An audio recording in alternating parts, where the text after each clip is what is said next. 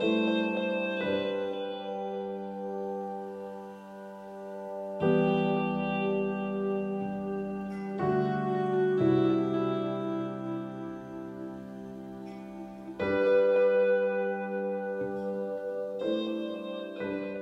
to module number 1 about why involving fathers is an important investment for your program to spend time doing. We have had a significant period of change over the last decade or two. There is a very different story that is being spoken and even being acted out in the unspoken actions of many men. More men are much more involved in parenting and they have a much stronger interest. Many of the men which I work with relate to the statement, I want to father differently to how I was fathered. And so there's been a bit of what I call a quiet revolution which is actually happening. And it may be verbalised, but as for many of the important things in men's lives, they keep those important things close to heart. But these issues matter. And men are quite willing to invest and spend more time and really provide a great resource that can be enhanced by all or many of the family support organisations, as long as other significant factors like domestic violence do not are having a significant impact. One of the reasons that you want to invest in fathers is that our understanding of attachment theory is evolving. Traditionally, attachment theory has been understood about the care and protection of children and meeting those security needs. And really it's primarily focused on the role which the mother has played. Traditionally, that's how we have tried to understand it within our profession. Now there's also, to accompany that, is an understanding that risk and exploration is an equal and important part of child development as well. We are now recognising that risk and exploration are very important dynamics that children actually benefit from in their own child development and growing up experience. And often some of these factors are actually mirrored in the roles which fathers play. Much of it is mutually shared between parents, but you can in many families see a subtle differentiation. One of those things which we're looking at involving fathers is that it actually has benefits for the mothers. If we primarily focus on supporting mothers as the primary approach to supporting children within our community as we face the challenges of the 21st century, we're going to find that pressure and tension and stress is going to escalate, which is on women's lives. There has always been very much a strong set of expectations of women being superwomen in being able to hold together careers, mothering, and all those different aspects. As organisations working with children and families, it's important that we grapple with these issues and find ways that we can involve fathers. The involvement of fathers is going to have many benefits for mothers.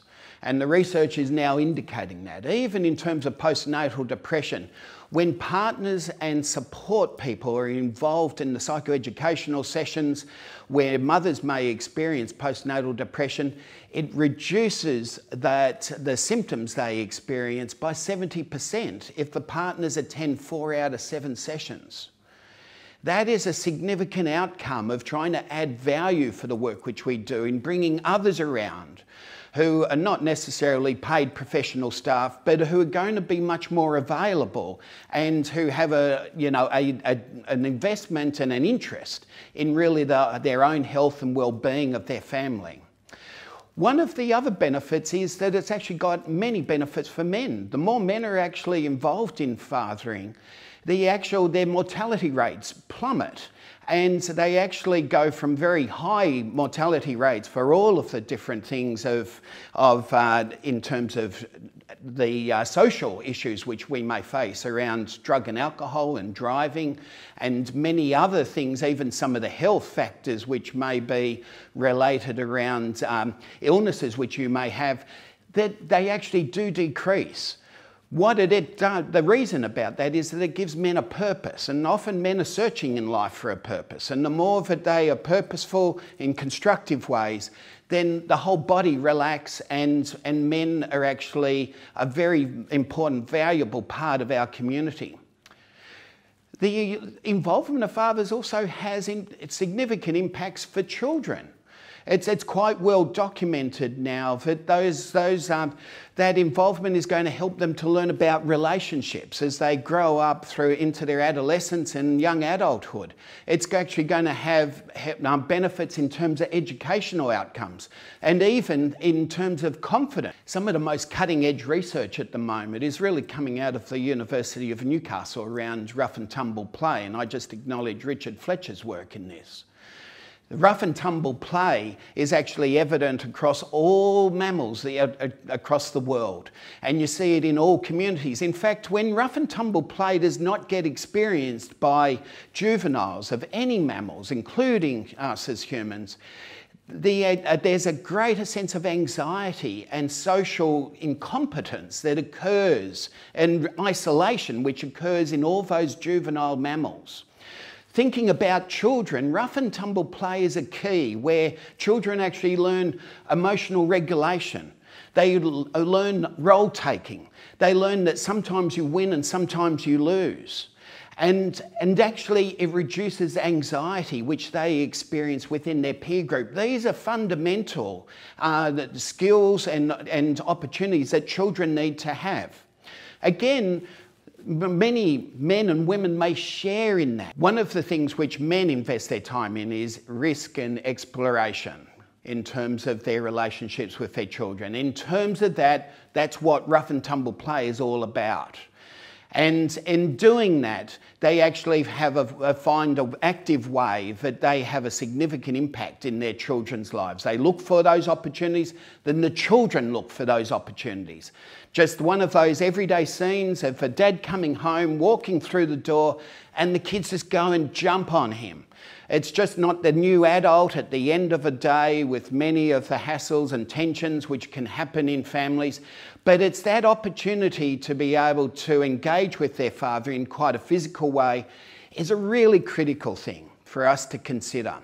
As an organisation and for your program, out of this segment, I want you to just think about what are the benefits for your community and for the clients that you work with that actually the involvement of fathers is going to make a difference for. The practice tool for this module is for each of your staff members to actually review the Fatherhood Institute website, which is based in the UK. This website is probably the leading world practice as a reservoir of the knowledge which is around working with fathers and the research benefits and what we know about it. Even though it's UK based, it's highly applicable here to Australia. It is a moderate website, you could describe it as, so it's highly relevant and useful to a wide range of programs, and it's very research driven, so you will find that it's very rigorous in what it reports.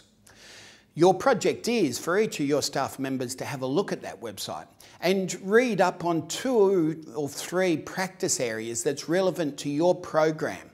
And at your next team meeting, to actually set aside some time to discuss what actually you have learned from reviewing the website and also some of the other benefits which may have arisen in looking at this module and reading the documentation that's going to be useful for your program. Look and apply what you have learned to your own situation and see how you can improve your engagement with fathers.